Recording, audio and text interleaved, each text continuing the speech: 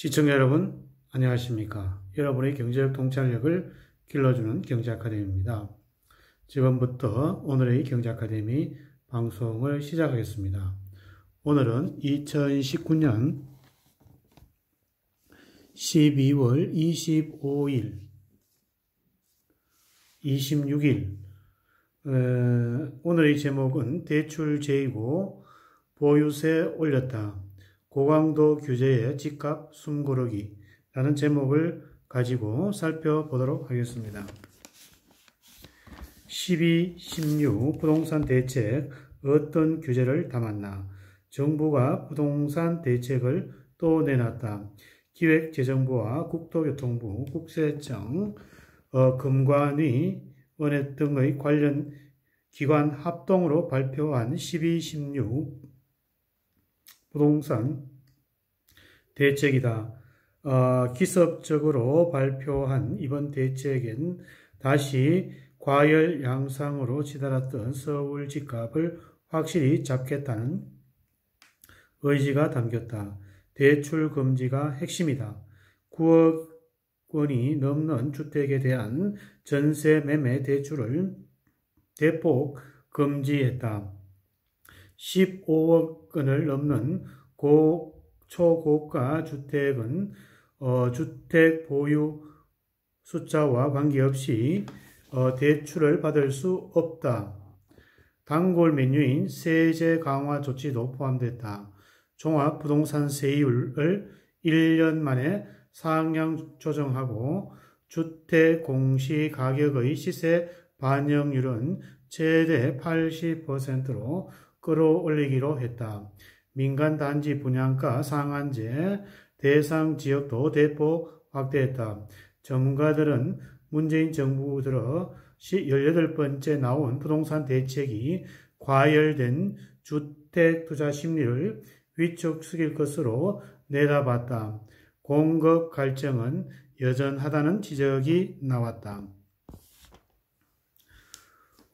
투기 수요 건절 대출 옥죄 정부 고강도 대출 규제가 이번 대책의 핵심이다.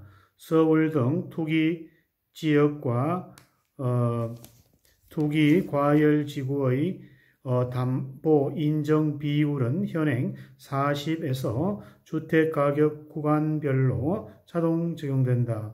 9억 원 이하는 40%가 그대로 적용되지만 초과부는 20%이다.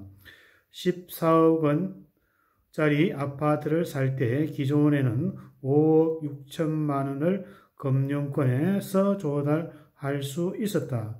이제는 9억 원 초과부는 20%를 적용해 총 4억 6천만 원만 대출을 받을 수 있다. 15억 원을 넘는 초고가 주택은 주택 보유 숫자와 관계없이 대출을 받을 수 없다.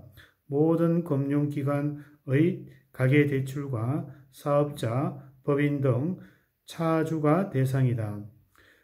전세를 끼고 아파트를 매입하는 갭 투자를 막기 위한 전세 대출을 받은 뒤 시가 9억 원 초과 주택을 매입하거나 2주택자 이상의 보유하는 경우 전세 대출을 회수하기로 했다. 실수요자의 대출 요건도 까다로워진다. 앞으로 투기 지역과 투기 과열 지구의 1주택자는 1년 안에 기존 주택을 처분하고 무주택자 또는 1년 안에 전입을 해야 한다. 지금까지 기존 주택을 2년 안에 처분하면 대출 받을 수 있었다. 고가 주택은 공시가격이 아니라 시가 6억 원으로 변경된다. 공시가격의 시세 반영 비율을 따져보면 고가 주택이 낮아진 셈이다.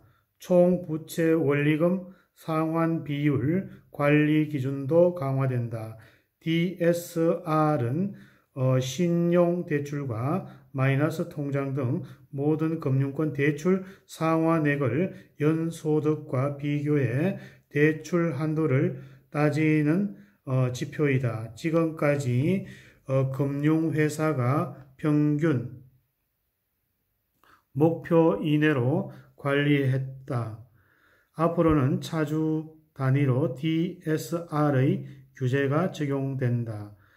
투기 지역과 투기 과열 지구의 9억 원 초과 주택에 대해 담보 비율을 받아 이들이 대상이다. 종부세 공시가 인상, 양도세 퇴로 제시, 고가 주택 보유 부담은 더욱 커졌다. 1주택자와 2주택 보유자의 종합부동산 세율은 기존에 비해 0.1에서 0.3포인트 올린다. 3주택 이상 다주택자와 조정 대상 지역의 2주택 보유 세율은 0.2에서 0.8포인트를 상향 조정한다. 조정 대상 지역의 2주택자의 종부세 부담 상한은 200에서 300으로 확대한다. 전년도에 냈던 보유세가 3배까지 세금으로 늘어날 수 있다는 의미이다. 여기에 종부세와 가세 표준을 정하는 공정시장가액의 비율이 점진적으로 인상돼 2022년에는 100%까지 오르는 점을 감안하면 실질적 세금 부담은 더욱 높아진다. 종부세 기준이 되는 공시가격도 시세 수준으로 오른다. 현재 아파트 등 공동주택 공시가격의 시세 반영률은 68% 안팎이다. 정부는 앞으로 고가주택을 중심으로 시세의 80% 수준까지 공시가격에 반영한다는 계획이다. 채집과 함께 당근도 나왔다. 다주택자들의 주택 매각을 유도하기 위해 양도소득세, 중과세, 한시적인 배제 카드가 그것이다.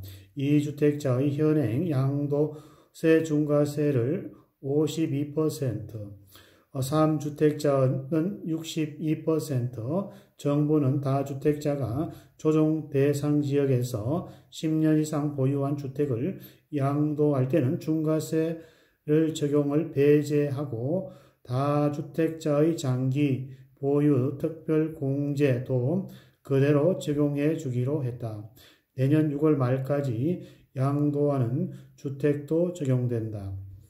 분양가 상한제의 확대, 공급 부족의 우려, 서울, 강남 등 핀셋 지정했던 민간주택의 분양가 상한제도 전국 322개 동으로 확대됐다. 정부는 서울, 강남, 서초, 송파, 마포구 등 13개 자치구 전 지역 272개 동과 강서, 노원, 은평 5개 자치구 39개 동을 분양가 상한제 대상으로 추가 지정했다. 경기, 과천, 광명, 하남 등 13개 동이 상한제 대상으로 묶였다. 전문가들은 이 대책으로 서울 집값이 단기적으로 관망세에 접어들 것으로 예상했다. 가장 강력한 건 대출 규제이다. 홍춘옥 대표는 전세값과 집값이 함께 올랐다며 이번 대출 제한으로 갈아타기를 포함한 고가주택의 수요가 다소 억제될 것이라고 말했다. 다주택자의 양도세 중과를 내년 상반기까지 한시적으로 풀어준 것도 집값 하락 요인으로 꼽힌다. 높은 양도세 탓에 발이 묶여있던 매물이 풀릴 가능성이 높기 때문이다.